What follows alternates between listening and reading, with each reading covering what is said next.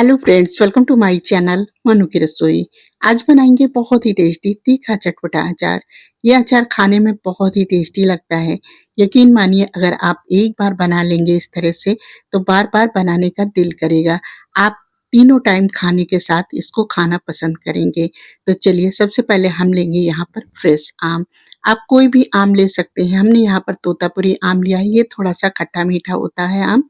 आप कोई भी आम ले सकते हैं, छोटा बड़ा, फ्रेश ही आम लीजिएगा।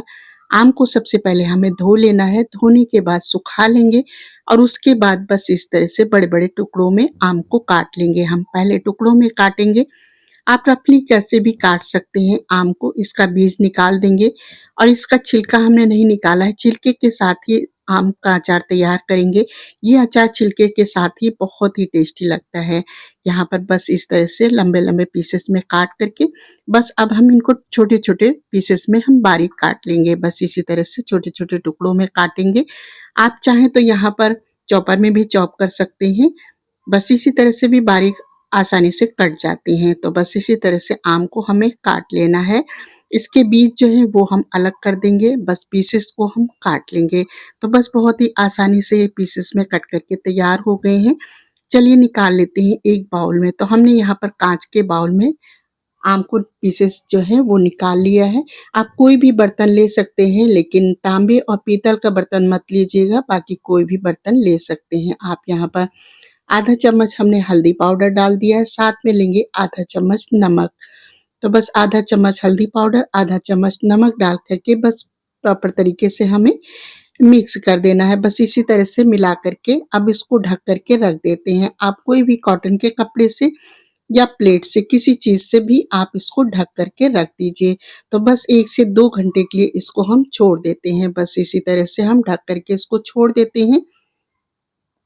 अब चलिए मसाला तैयार कर लेते हैं, जिसके लिए गैस पर पैन चढ़ा दिया। 3 चम्मच हमने यहाँ पर लिया है धनिया और 3 चम्मच लेंगे साथ में सौंफ और 1 चम्मच बड़ा चम्मच लिया है जीरा। ये सारे मसाले हमारे डाइजेशन के लिए बहुत ही अच्छे रहते हैं। और साथ में 1 बड़ा चम्मच लिया है हमने यहाँ पर काली सरसों, 1 चम्मच लिया, पीली सरसों 1 चम्मच लिया है, साथ में अजवाइन 8 से 10 दाने लिए हैं काली मिर्च के और साथ में हमने लिया है सूखी लाल मिर्च, ये डाल दिया है। बस ये सारे मसाले डालने के बाद बस अब इनको हम भून लेंगे। गैस की फ्लेम हम यहाँ पर मीडियम रखेंगे। पैन की तली अगर हल्की है तो आप लो फ्लेम पर इसको मसाले को भूनिएगा, ताकि ये मसाले जले ना। पैन की तली अगर हैवी है तो आप मीडियम पर रखिए। तो हमने यहाँ पर मीडियम पर रखा है। बस मीडियम फ्लेम पर बस इसी तरह से चलाते हुए मसाले को हम प्रॉपर तरीके से भून लेते हैं। कंटिन्यू चलाते रहेंगे। बहुत ज़्यादा हमें नहीं भूनना है, मतलब कलर चेंज ज़्यादा नहीं करना है, बस हल्का सा कलर चेंज करना है। एक चटकने की मतलब आवाज़ आने लगेगी और हल्की सी खुशबू आने लगती है मसाले से, एक भीनी सी खुशबू आने लगेगी। तो बस समझ जाइए कि मसाला भून करके तैयार हो गया है। तो बस इतना ही मसाले को हमें भून लेना है। तो यहाँ पर मसाला भून गया है।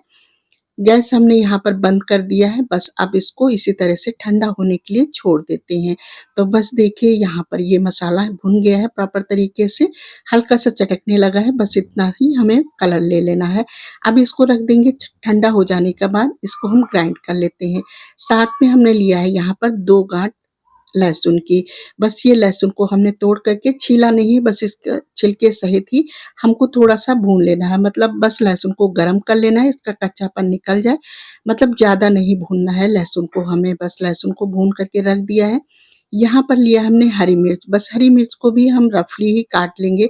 तो जितनी क्वांटिटी में आप बनाना चाहते हैं उस हिसाब से आम, हरी मिर्च और लहसुन वगैरह ले लीजिए। लहसुन अगर आप नहीं खाते हैं तो स्किप कर सकते हैं, लेकिन अगर आप खाते हैं तो ज़रूर डालिएगा। अचार में, इस अचार में बहुत ही टेस्टी लगेगा। तो छिलके सहित ही हमने यहाँ पर चॉपर में लहसुन ले लिया है, साथ में हरी मिर्च, दोनों को बस इस तरह से हमें बारीक कर लेना है, चॉप कर लेंगे। तो बस इसी तरह से देखिए हमने यहाँ पर दोनों को बारीक कर लिया है। इतना ही हमें बारीक कर लेना है। अब इसको निकाल लेते हैं। इसमें कोई भी अगर आपको छिलका दिख रहा है लहसुन का, अगर कोई बड़ा छिलका दिख रहा है तो आप निकाल भी सकते हैं, अदरवाइज इसी तरह से रहने दीजिए। बस यहाँ पर 2 घंटे हो गए हैं। तो 2 घंटे के बाद हमने ये आम जो है, पीसेस आम के ये उठा लिए हैं और इसमें जो थोड़ा-सा पानी निकला है इसको हमने अलग कर दिया है। बस अब ये जो लहसुन और हरी मिर्च को हमने चॉप करके रखा था, ये डाल देंगे। साथ में हमने भुना हुआ मसाला डाल दिया है। इसको हमने ग्राइंड कर लिया है, बस थोड़ा-सा दरदरा ही ग्राइंड करना है। अचार का मसाला थोड़ा-सा दरदरा ही अच्छा लगता है, बस इसी तरह हमें दरदरा ही रखना है। थोड़ा-सा अगर बच जाता है तो आप किसी दूसरी रेसिपी के लिए रोक भी सकते हैं। यहाँ पर गैस पर हमने ऑयल चढ़ा दिया है। पैन में 1 कप हमने ऑयल लिया है, ऑयल को थोड़ा गरम करेंगे। साथ में हमने 1 चम्मच लिया है यहाँ पर कलौंजी, ये डाल दिया है। कलौंजी चटकने लगी है, बस थोड़ी-सी हमने यहाँ पर हींग डाल दिया है। तो कलौंजी और हींग ज़रूर डालिएगा अचार के लिए, ये अचार में बहुत ही टेस्टी लगता है और साथ में हमारे हेल्थ के लिए बहुत अच्छा रहता है। 1 चम्मच हमने यहाँ पर लिया है काश्मीरी लाल मिर्च, ये तीखी नहीं होती हैं, बस हमने कलर के लिए यहाँ पर डाल दिया है। बस ये सारे मसाले डालने के बाद बस जो हमने आम के पीसेस तैयार करके रखे हैं बाउल में, बस इसमें हम गरम-गरम इस तरह से डाल देते हैं। डालने के बाद बस अब इसको हम प्रॉपर तरीके से इस तरह से हम मिला देंगे।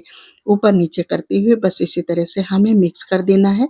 अब इसमें हम डाल देंगे नमक, तो हमने अभी यहाँ पर 2 चम्मच नमक लिया है। आधा चम्मच हमने पहले नमक डाल दिया था, 2 चम्मच हमने नमक यहाँ पर और डाल दिया है। थोड़ा नमक आप ठीक से रखिएगा, अचार में नमक जो है ये प्रिजर्वेटिव का काम करता है, तो इसलिए नमक थोड़ा-सा अच्छा पड़ जाता है अचार में। तो बस इसी तरह से हमें प्रॉपर तरीके से मिक्स करके कोट कर लेना है। तो ये अचार यहाँ पर तैयार हो गया है। चलिए अब एक सीक्रेट है यहाँ पर, इससे अचार खराब नहीं होगा यानी फफूंद नहीं आएगी। तो हमने यहाँ पर कोयले को अच्छे से गरम कर लिया है, उसके बाद हमने थोड़ा-सा घी डाल दिया है 3 से 4 बूंद और थोड़ी-सी हींग डाल दिया है। तो इस तरह से जब आप डाल कर के जिस भी बर्तन में रखेंगे उससे धुआँ कर लेंगे, तो इसमें अचार में जो फफूंद आ जाती है ये बिल्कुल नहीं आएगी। तो इस तरह से बर्तन को आप पहले साफ कर लीजिए। इस तरह से आप जब अचार रखेंगे तो इसकी शेल्फ लाइफ भी बढ़ जाती है। तो बस उसके बाद अचार को हम भर देंगे। तो जिस भी बर्तन में आप अचार रख रहे हैं, बर्तन को अच्छे तरीके से प्रॉपर तरीके से सुखा लेना है। मतलब धो करके सुखा लेना है अच्छे तरीके से। अगर आपके पास धूप है तो धूप में सुखा लीजिए। उसके बाद अगर इस तरह से आप धुआँ दे देंगे, उसके बाद रखें तो इस तरह से फ्लेवर भी बहुत ही अच्छा आ जाता है और इसकी शेल्फ लाइफ भी बढ़ जाती है। तो बस इस तरह से जब आप अचार को डालेंगे तो इसका टेस्ट भी एनहांस हो जाता है। तो बस इस तरह से अचार को भर करके आप रख दीजिए। शेल्फ लाइफ बढ़ाने के लिए इसको आप इसमें 3 से 4 चम्मच सिरका डाल देंगे, विनेगर, तो इससे भी इसकी शेल्फ लाइफ बढ़ जाती है। अदरवाइज़ जिस भी बर्तन में आप रख रहे हैं, ऊपर तक आप ऑयल से भर देंगे तो आप इसको सालों-साल स्टोर भी कर सकते हैं। अदरवाइज़ आप इसको फ्रिज में रख कर के या बाहर भी 3 से 4 महीने आप रखेंगे, तो ये आसानी से चल जाएगा इस तरह से, लेकिन आप इसको ऑयल से भर दीजिए। तो बस इसी तरह से आप अचार बनाइए, बहुत ही टेस्टी बनता है। आई होप कि रेसिपी पसंद आई हो। Thanks for watching.